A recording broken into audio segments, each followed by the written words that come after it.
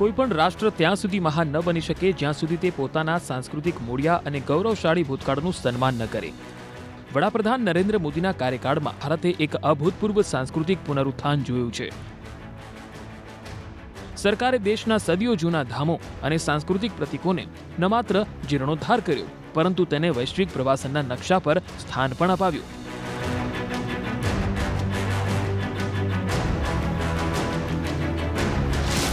અયોધ્યામાં રામ મંદિરનું નિર્માણ.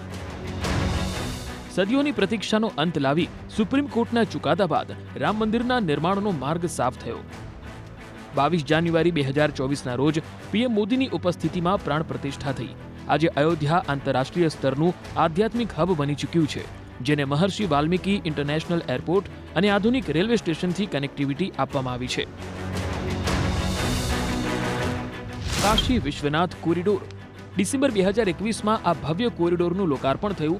પહેલા જે મંદિર માત્ર 3000 ચોરસ વર્ગ ફૂટના સાંકડા પરિસરમાં સમેટાયેલું હતું, તે હવે આશરે 5 લાખ ચોરસ ફૂટના વિશાળ અને સુંદર પરિસરમાં બદલાઈ ચૂક્યું છે, જેનાથી ગંગા નદી પરથી સીધા બાબા વિશ્વનાથના દર્શન સુલભ બન્યા છે.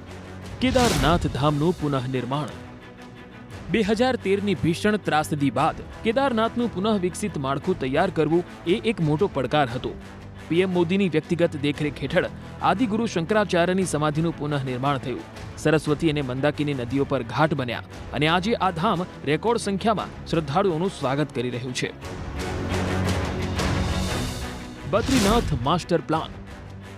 ચારધામ કનેક્ટિવિટીને મજબૂત કરવા માટે બદ્રીનાથ ધામ માટે એક મેગા માસ્ટર પ્લાનને મંજૂરી આપવામાં આવી, જે અંતર્ગત અલકનંદા નદીના કિનારાઓનું નવીનીકરણ, રિવરફ્રન્ટ ડેવલપમેન્ટ અને શ્રદ્ધાળુઓ માટે આધુનિક આંતરમાળખાકીય સુવિધાઓનું નિર્માણ ઝડપથી પૂરું કરવામાં આવી રહ્યું છે. સોમનાથ મંદિર પરિસરનું આધુનિકીકરણ.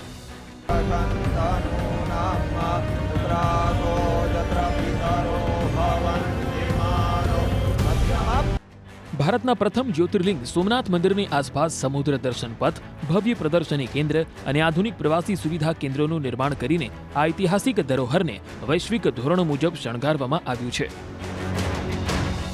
મહાકાલ લોક કોરિડોર.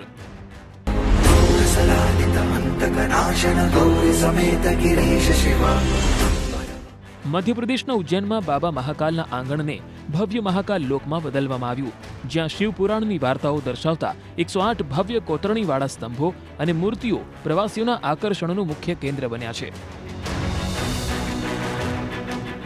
આ નિર્ણયોએ સાબિત કરી દીધું છે કે આધુનિકતાનો અર્થ પોતાની સંસ્કૃતિને ભૂલી જવો એવો નથી.